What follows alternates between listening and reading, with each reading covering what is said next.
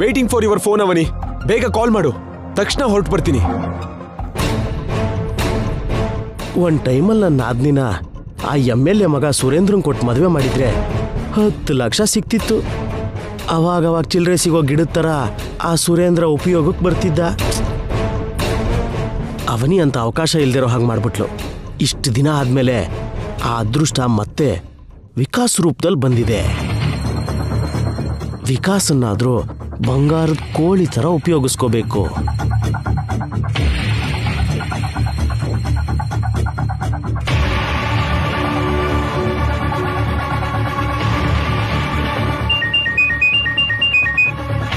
Hello ಅವನಿ. ನಾನು brother Narasimha. ನೀನಾ? ಅವನಿಂದ ಬರೋ ಫೋನ್ಗೋಸ್ಕರ ನೀನು ಎಷ್ಟು ಕಾಯ್ತಾ ಇದೀಯ ಅಂತ ನನಗೆ ಅರ್ಥ ಆಯ್ತು. ಮದ್ವೆ ದಿನ ಅಲ್ವಾ, ಅದಕ್ಕೆ ಫುಲ್ಲು ಎಕ್ಸೈಟ್ಮೆಂಟ್ ಅಲ್ಲಿದ್ದೀನಿ. ಅಷ್ಟಕ್ಕೂ ನಾನು ಹೇಳಿರೋ ಡ್ಯೂಟಿ ಮಾಡ್ತಿದ್ಯಾ? ಈ ನರಸಿಂಹ ದುಡ್ಡು ಸಿಗೋ ಕೆಲಸ ಅಂದ್ರೆ 24 ಗಂಟೆನೂ ಆನ್ ಡ್ಯೂಟಿಲೇ ಇರ್ತಾನೆ. ನೀವು ಕೊಟ್ಟಿದ್ದ ದುಡ್ಡಿಂದ ತಾಳಿ ತಂದು ಕೊಟ್ಬಿಟ್ಟೆ, ಮನೆಯೊಳಗೂ ಕಾಲಿಟ್ಬಿಟ್ಟೆ. ಗುಡ್. ಈಗಲೂ ಕೂಡ ಡ್ಯೂಟಿ ವಿಷಯವಾಗಿ ಫೋನ್ ಮಾಡಿದ್ದು. ಏನ್ ವಿಷಯ? ಅವನಿ ಶ್ರೀಕರ್ ನಿಹಾರಿಕಾ ಮದುವೆಗೆ ಹೊರಟ್ಲು ಬ್ರದರ್. ಹೌದಾ? ಹೌದು. 5 ನಿಮಿಷ ಆಯ್ತು. ತಾಳಿ ಮದ್ವೆ ಬಟ್ಟೆ ಎಲ್ಲ ತಗೊಂಡ್ಲಾ? ಅವ್ರ ಮದುವೆಗೆ ಅವನಿ ಯಾಕೆ ತಗೊಂಡು ಹೋಗ್ತಾಳೆ? ಅವ್ರ ಮದ್ವೆಗಲ್ಲ, ನನ್ನ ಮದ್ವೆಗೆ. ಎಣ್ಣೆ ಹೊಡೆದಿದ್ಯಾ? ನಾನು ಹೊಡೆದಿಲ್ಲ, ನೀನೇನಾದ್ರೂ ಕೊಡ್ತಿದ್ಯಾ? ಶ್ರೀಕರ್ ನಿಹಾರಿಕಾ ಮದ್ವೆ ಆಗಿದ ತಕ್ಷಣ ನಮ್ಮ ಮದ್ವೆ ನರಸಿಂಹ, ಅದಕ್ಕೆ ಕೇಳ್ದೆ. ಎಲ್ಲ ಸರಿಯಾಗಿ ನಡೆದಿದ್ರೆ ಅವ್ರ ಮದ್ವೆ ಅರ್ಧ ಗಂಟೆಗೂ ಮುಂಚೆ ಅವನಿ ಜೊತೆ ನನ್ನ ಮದ್ವೆ ನಡೆದಿರ್ತಿತ್ತು. ಏನ್ ಮಾಡೋದು, ಬ್ಯಾಡ್ ಲಕ್. ನಾನು ಹೊರಡ್ಬೇಕು, ನೀನ್ ಟಚಲ್ಲಿರು.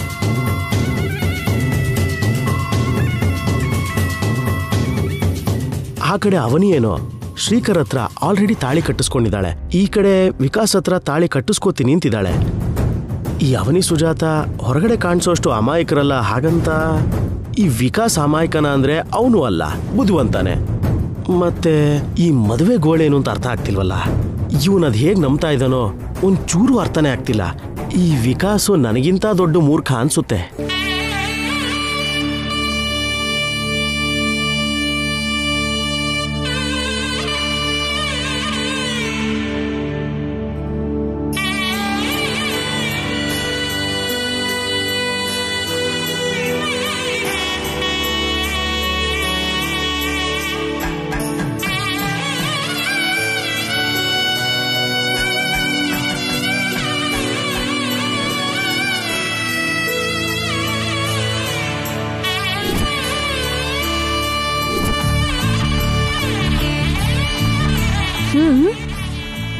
ಸೂಪರ್.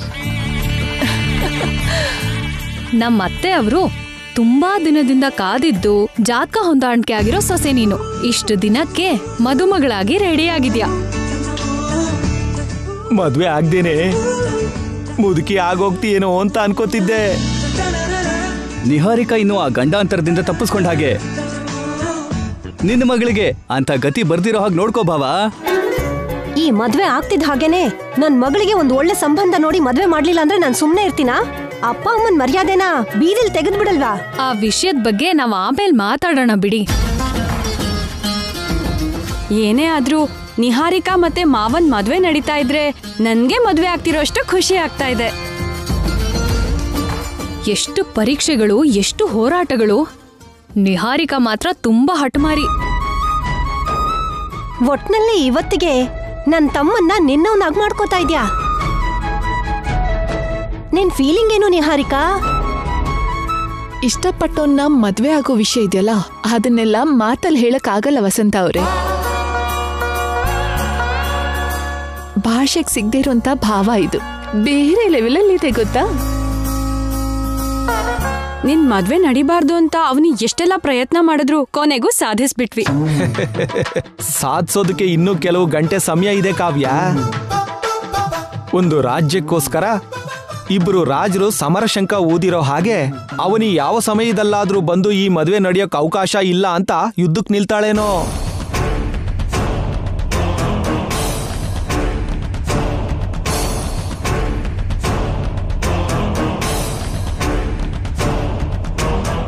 ಮದ್ವೆ 11 ಗಂಟೆಗೆ, ಇವಾಗ 8 ಗಂಟೆ ಆಗಿದೆ.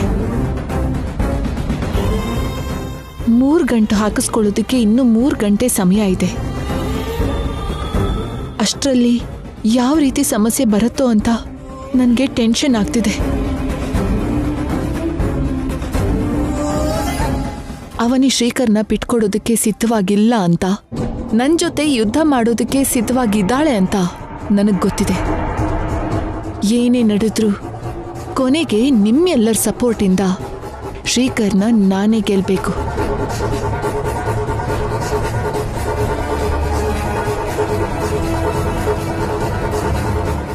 ನಡಿಬಾರ್ದೇನಾದ್ರೂ ನಡೆದು ಶ್ರೀಕರ್ ಅವರು ನನಗೆ ಸಿಗ್ಲಿಲ್ಲ ಅಂದ್ರೆ ಅವನಿ ಕಥೆನ ಮುಗಿಸ್ತೀನಿ.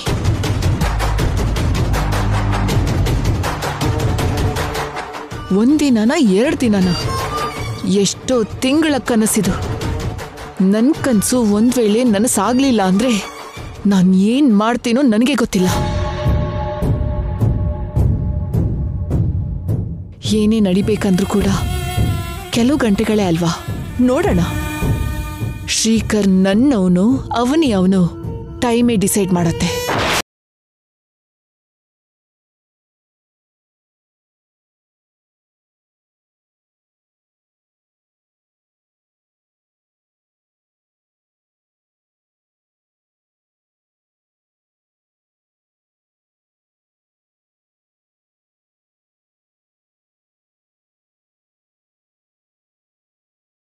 ಈಗ್ಲೇ ಬರ್ತೀನಿ ಅಕ್ಕ.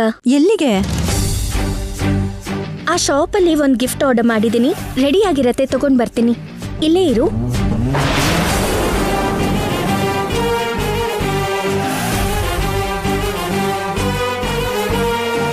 ಅವನಿನ ನಾನು ಯಾವತ್ತೂ ಈ ರೀತಿಯಲ್ಲಿ ನೋಡ್ಲೇ ಇಲ್ಲ. ಅತ್ತೆಯವ್ರ ಮನೇಲಿ ಏನಾದರೂ ಕಷ್ಟ ಬಂದ್ರೆ ಬಂದು ಹೇಳ್ಕೊಂಡು ಅಳ್ತಿದ್ಲು. ಇವತ್ತು ಶ್ರೀಕರ್ ನಿಹಾರಿಕಾ ಮದುವೆ ನಡೀತಿದ್ರು ಚಿಂತೆ ಭಯ ಇಲ್ದೇನೆ ಇದ್ದಾಳೆ ಅಂದ್ರೆ ನನಗೆ ತುಂಬಾ ಆಶ್ಚರ್ಯ ಆಗ್ತಿದೆ.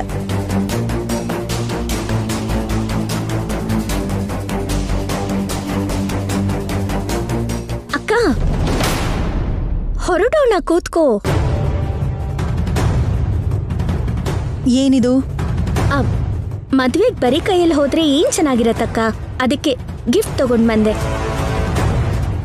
ನೀನ್ ಕೂತ್ಕೋ ಅಕ್ಕ. ನಿನ್ ಮಾತು ವರ್ತನೆ ನನಗೊಂದು ಅರ್ಥ ಆಗ್ತಿಲ್ಲ.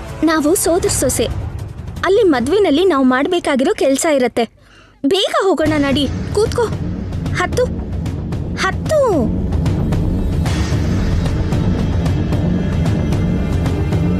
ಹೋಗಿ ಅಣ್ಣ.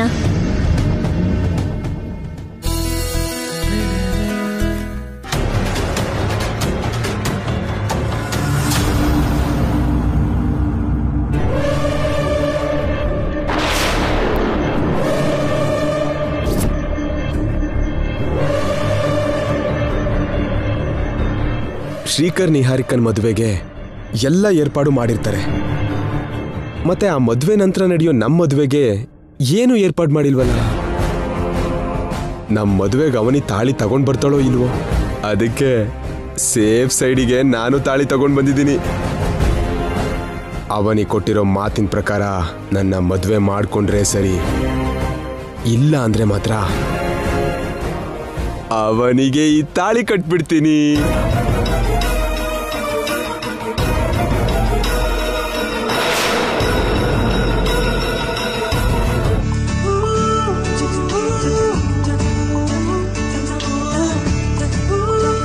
Hi uncle.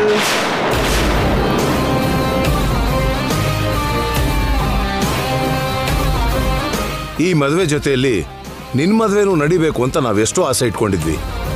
ಅವನಿ ಹಾಗೆ ಮಾಡ್ತಾಳೆ ಅಂತ ನಾವು ಊಹೆನೇ ಮಾಡಲಿಲ್ಲ. ಕೆಲವು ಸಾರಿ ನಾವು ಅನ್ಕೊಳ್ಳೋದು ನಡೆಯಲ್ಲ ಅಂಕಲ್, ಏನ್ ಮಾಡೋದು? ನೀನ್ ಬೇಜಾರ್ ಮಾಡ್ಕೋಬೇಡಪ್ಪ. ಯಾವ ರೀತಿಲಿ ನಿನಗೆ ನ್ಯಾಯ ಕೊಡಿಸ್ಬೇಕೋ ನಾವು ಯೋಚನೆ ಮಾಡ್ತಾನೆ ಇದೀವಿ. ಶೋರ್ ಆಂಟಿ, ಏರ್ಪಾಡೆಲ್ಲ ಆಗಿದೆ ಅಲ್ವಾ? ನಾನ್ ಮಾಡ್ಬೇಕಾಗಿರೋ ಕೆಲಸ ಏನಾರು ಇದ್ರೆ ಹೇಳಿ, ಮಾಡ್ತೀನಿ. ಲೈ ಮದುವೆ ಆಗೋವರೆಗೂ ನೀನ್ ಸುಮ್ಮನೆ ಇದ್ರೆ ಸಾಕು ಕಣೋ ವಿಕಿ. ಎಂತ ಮಾತಕ್ಕ, ನಡೀತಿರೋದು ಯಾರ್ ಮದ್ವೆ? ನಮ್ ನಿಹಾರಿಕನ್ ಮದ್ವೆ. ಯಾವುದೇ ಸಮಸ್ಯೆ ಆಗ್ದಿರೋ ಹಾಗೆ ನೋಡ್ಕೋತೀನಿ. ಇವನೇ ದೊಡ್ಡ ಸಮಸ್ಯೆ, ಇವನ ಸಮಸ್ಯೆ ಬರ್ದಾರಾಗ ನೋಡ್ಕೊಂತಾನಂತೆ. ನಾನು ಹೋಗಿ ಶ್ರೀಕರ್ ಬ್ರೋನ ಮಾತಾಡ್ಸ್ಕೊಂಡು ಬರ್ತೀನಿ. ಸರಿನಪ್ಪ, ಹೋಗು. ಪಾಪ ಒಳ್ಳೆ ಹುಡ್ಗ. ಅವನಿ ಮೇಲೆ ಎಷ್ಟೋ ಆಸೆಗಳನ್ನು ಇಟ್ಕೊಂಡಿದ್ದ, ಕೊನೆಗೆ ಆ ರೀತಿ ಆಗೋಯ್ತು. ವೇದವತಿ ಪ್ರಸಾದ್ ಅವರೇ, ಒಂದ್ ನಿಮಿಷ ಇಲ್ಲಿ ಬನ್ನಿ. ಕರೀತಿದೆ, ಬನ್ನಿ ಹೋಗೋಣ.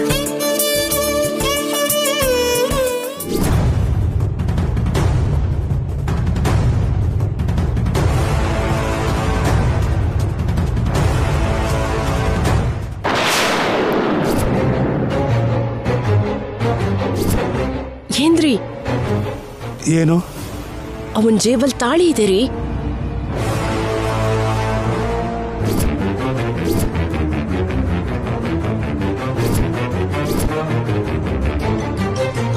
ಶ್ರೀಕರ್ ನಿಹಾರಿಕಾ ಮದ್ವೆ ಆಗಿದ್ದಾಗೇನೆ ಅವನೇ ಅವನನ್ನ ಮದ್ವೆ ಆಗ್ತೀನಿ ಅಂತ ಮನ್ಸಲ್ಲಿ ಏನ್ ಮರ್ಮ ಇಟ್ಕೊಂಡು ಹೇಳಿದಾಳೋ ಏನೋ. ಈ ಮದ್ವೆಲಿ ಇಬ್ರು ಇಲ್ಲ ಅಂದ್ರೆ ಮದ್ವೆ ಆರಾಮಾಗಿ ನಡೆಯುತ್ತೆ. ಒಬ್ಳು ಅವನಿ, ಎರಡನೇದು ನಿನ್ ತಮ್ಮ. ಇಬ್ರು ಮದ್ವೆಲಿ ನಾಗರಾಹ ತರ ಓಡಾಡ್ತಾ ಇದ್ರೆ ನಮಗ್ ಟೆನ್ಷನ್ ತಪ್ಪಲ್ಲ. ಇವನ್ ಎಂಟ್ರಾದ, ಅವನಿ ಯಾವಾಗ enter ಆಗ್ತಾಳೋ.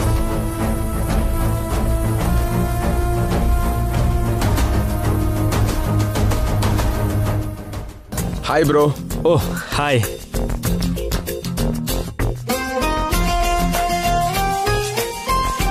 Bro, you are so lucky bro. ನಿಹಾರಿಕನ ಇವತ್ತು ನೀನ್ ಸ್ವಂತ ಮಾಡ್ಕೋತಿದ್ಯಾ? Ya, I am so lucky. ಈ ಗೆಟಪ್ ಅಲ್ಲಿ ನೀನ್ ಸಖತ್ತಾಗಿ ಕಾಣ್ತಿದ್ಯಾ ಬ್ರೋ. Thank you. ನೀನು ಕೂಡ ಮದುಮಗನ ಹಾಗೆ ಇದೆಯಾ? ಹೌದಾ? Thank you. ಹಾ, ನಿನ್ ಮದ್ವೆ ನಡೀತಿರೋದಕ್ಕೆ ಒಂದ್ ಕಡೆ ಖುಷಿ, ನನ್ನ ಮದ್ವೆ ನಡೀತಿರೋದಕ್ಕೆ ಮತ್ತೊಂದ್ ಕಡೆ ನೋವು. ಎರಡನ್ನೂ ಬ್ಯಾಲೆನ್ಸ್ ಮಾಡ್ಕೋತಾ ಇದ್ದೀನಿ. ಎಲ್ಲ ನಾನು ಅನ್ಕೊಂಡ ಹಾಗಾಗಿದ್ದಿದ್ರೆ ಇದೇ ಮಂಟಪದಲ್ಲಿ 2 ಮದ್ವೆ ನಡೀತಿತ್ತು. ಎಲ್ಲರ ಸಮ್ಮುಖದಲ್ಲಿ ನಿಮ್ ಪಕ್ಕದ ಹಸೆಮಣೆ ಮೇಲೆ ನಾನು ಅವನಿಗೆ ಕೂತ್ಕೋಬೇಕಿತ್ತು. ಬಟ್ ನನ್ ಬ್ಯಾಡ್ ಲಕ್. ಬ್ಯಾಡ್ ಲಕ್ ಅಲ್ಲ ಬ್ರೋ, ಅವನಿ ಅಂತ ಕನ್ನಿಂಗ್ ಲೇಡಿ ಮಿಸ್ ಆಗಿದ್ದು ಗುಡ್ ಲಕ್ ಅನ್ಕೋಬೇಕು. ನಾನ್ ತಾಳಿ ಕಟ್ಟಿದ್ದೀನಿ ಅಂತ, ನಾನ್ ಮದ್ವೆ ಮಾಡ್ಕೊಂಡಿದ್ದೀನಿ ಅಂತ ಎಷ್ಟು ಸುಳ್ಳು ಹೇಳದ್ಲು. ಅವನಿ ಮೇಲಿದ್ದ ಒಳ್ಳೆ ಇಂಪ್ರೆಷನ್ ಎಲ್ಲ ಹೋಯ್ತು. Leave it bro. ಇಂಥವ್ರಿಗೆ ಇಂಥವ್ರೇ ಸಿಗ್ಬೇಕಂತ ಹಣೆ ಮೇಲೆ ಬರ್ದಿರುತ್ತಲ್ವಾ? ನನ್ನ ವಿಷಯದಲ್ಲಿ ಕೂಡ ಅದೇ ನಡೀತು. ಬಟ್ ಬ್ರೋ, ಇವತ್ತು 6ನೇ ತಾರೀಕು. ನನಗೆ ತುಂಬಾ ಸೆಟ್ ಆಗೋ ಡೇಟ್. ಯಾವ ಕ್ಷಣದಲ್ಲಿ ಏನ್ ಬೇಕಾದ್ರೂ ನಡೀಬೋದು. You can carry on. ನಾನು ಕೆಳಗಡೆ ಮಂಟಪದ ಹತ್ರ ಇರ್ತೀನಿ. ಸರಿ ಬ್ರೋ. ಅಯ್ಯೋ ಶ್ರೀಕರ್, ನಿಮ್ ಮದ್ವೆ ಆದ್ಮೇಲೆ ನನಗೂ ಅವನಿಗೂ ಮದ್ವೆ ಕಾಣೋ. ಅವನಿ ಏನಾದ್ರೂ ಎಕ್ಸ್ಟ್ರಾ ಮಾಡಿದ್ಲು ಅಂದ್ರೆ ನಿರ್ದಾಕ್ಷಿಣ್ಯವಾಗಿ ತಾಳಿ ಕಟ್ಬಿಡ್ತೀನಿ.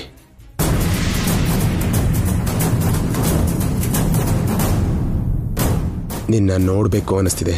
ಬೇಗ ಬಾ ಅವನಿ.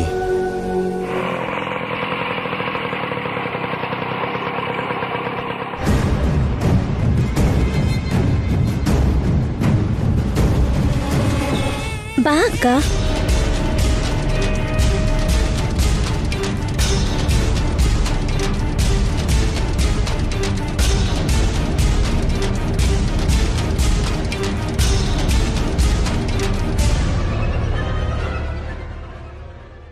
ಬಾ ಅಕ್ಕ.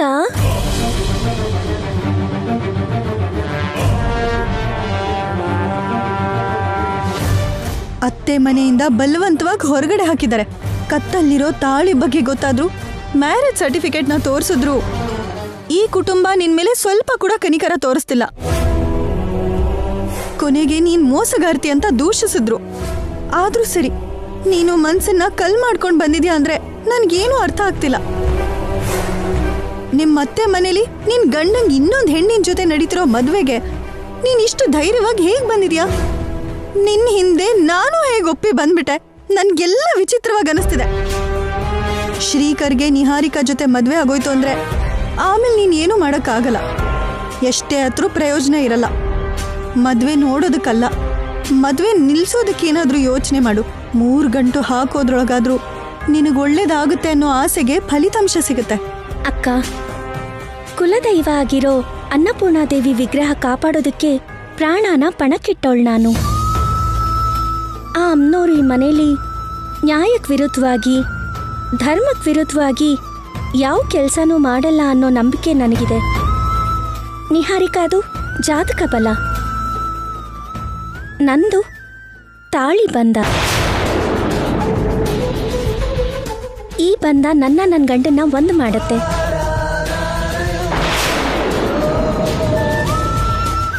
ನನಗಿರೋ ಏಕೈಕ ನಂಬಿಕೆ ಇದೆ ಅಕ್ಕ.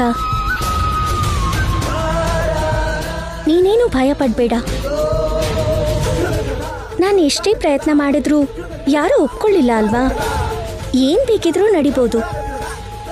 ಧೈರ್ಯವಾಗಿ ಮುಂದೆ ಹೋಗೋಣ ಬಾ. ಬಾ ಅಕ್ಕ.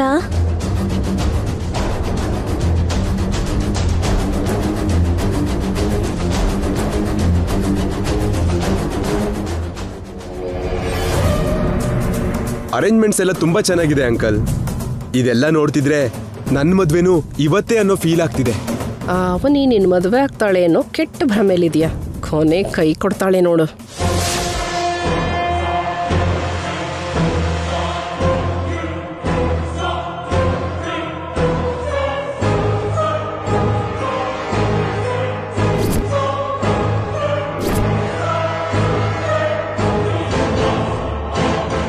ಈ ಹೊಸ್ಲೊಳಗೆ ಕಾಲಿಡೋದು, ಇದೇ ಹೊಸ್ಲಿಂದ ಅವಮಾನದಿಂದ ಹೊರಗಡೆ ಹೋಗೋದು ತುಂಬಾ ಸಲ ನಡೆದಿದೆ.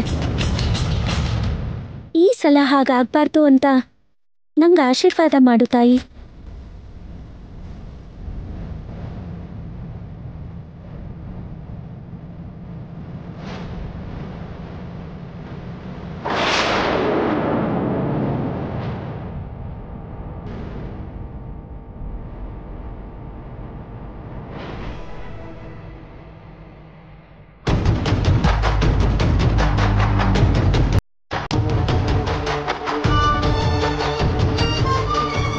ಅತ್ತೆ,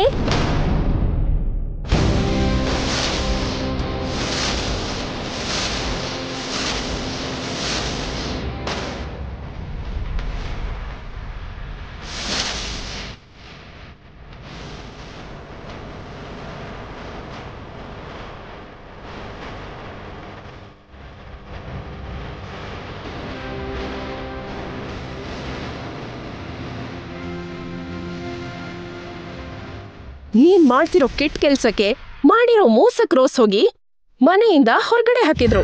ಆದ್ರೂ ಸರಿ ನಾಚಿಕೆ ಇಲ್ದೇನೆ ಹೇಗ್ ಬಂದಿದೀಯಾ? ನಾನ್ ಬಂದಿರೋದು ನನ್ನ ಸೋದರ ಮಾವ ಸೋದರತ್ತೆ ಮನೆಗೆ, ನಿಮ್ಮನೆಗಲ್ಲ.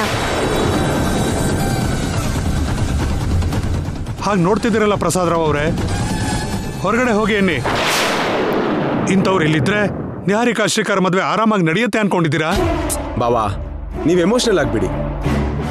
ಆಂಟಿ ಅಂಕಲ್ ಏನು ಅಂದಿರುವಾಗ ನೀವ್ಯಾಕೆ ಅಬ್ಜೆಕ್ಷನ್ ಮಾಡ್ತಿದ್ದೀರಿ? ನಾವು ಅಕ್ಸೆಪ್ಟ್ ಮಾಡೋದಿಲ್ಲಪ್ಪ. ನೋಡಿ, ನಡೆದಿದ್ದೇನೋ ನಡೆದಾಗಿದೆ. ಇನ್ಮೇಲಿಂದ ನಿಮ್ಮನೆಗೂ ನಮ್ಮನೆಗೂ ಈ ರೀತಿ ಹೋಗಿ ಬರೋದು ಇರಬಾರ್ದು. ನಾವು ಎಷ್ಟೋ ದಿನಗಳಿಂದ ಕಾಯ್ತಿರೋ ಈ ಶುಭ ಕಾರ್ಯ ನಡೀತಿದೆ. ಡಿಸ್ಟರ್ಬ್ ಮಾಡ್ಬೇಡ. ನಾವು ಜಗಳ ಆಡೋದಕ್ ಬಂದಿಲ್ಲ, ನೀವೇನ್ ಭಯ ಪಡಬೇಡಿ. ನಿಮ್ಮನ್ನ ಮದ್ವೆಗ್ ಬನ್ನಿ ಅಂತ ಕರ್ದಿಲ್ವಲ್ಲ, ಯಾಕೆ ಬಂದ್ರಿ? ನಾವೇನು ಕರೀದೇ ಇರೋ ಶುಭ ಕಾರ್ಯಕ್ಕೆ ಬಂದಿಲ್ಲ. ನಿಮಗ್ ಸೊಸೆ ಆಗೋಳೆ ನನಗ್ ಲಗ್ನ ಪತ್ರಿಕೆ ಕೊಟ್ಟು ಬಾ ಅಂದ್ಲು. ಅದಕ್ಕೆ ನಿಮ್ ಮಗನೂ ಸಪೋರ್ಟ್ ಮಾಡಿದ್ರು.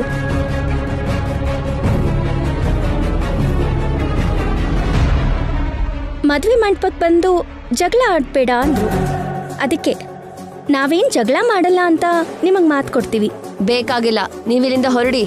ಅಂದ್ರೆ ಕಾರ್ಡ್ ಕೊಡೋದು ನಿಮ್ಮಿಷ್ಟ, ಬೇಡ ಅಂತ ಹೊರಗೆ ಹಾಕೋದು ನಿಮ್ಮಿಷ್ಟನೇನಾ? ಕಾರ್ಡ್ ಕೊಟ್ಟಿದ್ದು ನಾವಲ್ಲ. ನೀವಾದ್ರೆ ಒಂದು, ನಿಮ್ ಸೊಸೆ ಆದ್ರೆ ಒಂದ? ನೀವ್ ಕರ್ದಿರೋರು ಮಾತ್ರ ಬಂದಿದಾರಾ? ನಿಮ್ ಮಗ ಸೊಸೆ ಕರ್ದೋರು ಯಾರೂ ಬಂದಿಲ್ವಾ? ನೋಡಿದ್ರಾ ಹೇಗ ಅನಾವಶ್ಯಕವಾದ ಮಾಡ್ತಿದ್ದಾಳೆ. ಅಕ್ಕ, ನೀನ್ ಕೂಲ್ ಆಗಿರು. ಏಯ್, ಈ ವಿಷಯದಲ್ಲಿ ನೀನ್ ಮಾತ್ರ ತಲೆ ಹಾಕ್ಬೇಡ. ಪ್ರಸಾದ್ ರಾವ್ ಅವರೇ, ಹೊರಗಡೆ ಕಳಿಸ್ತೀರಾ ಇಲ್ವಾ? ನಾನು ಬರಲ್ಲ ಅಂತಂದ್ರು ನೀನೇ ಬಲವಂತವಾಗಿ ಕರ್ಕೊಂಡು ಬಂದೆ. ನಮಗೆ ಅವಮಾನ ಬೇಕಿತ್ತಾ? ಮಾವ, ನನಗೆ ನಿಮ್ಮ ಮೇಲೆ ಯಾವುದೇ ಕೋಪನೂ ಇಲ್ಲ. ಬಂದ ಇರೋ ವ್ಯಕ್ತಿಗಳಾಗಿ ಬಂದ್ವೆ ಹೊರತು ಶತ್ರುಗಳಾಗಿ ಬರಲಿಲ್ಲ. ನಮ್ಮಿಂದ ಯಾವುದೇ ತೊಂದರೆ ಆಗಲ್ಲ ಅಂತ ನಾನು ಮಾತು ಕೊಡ್ತೀನಿ.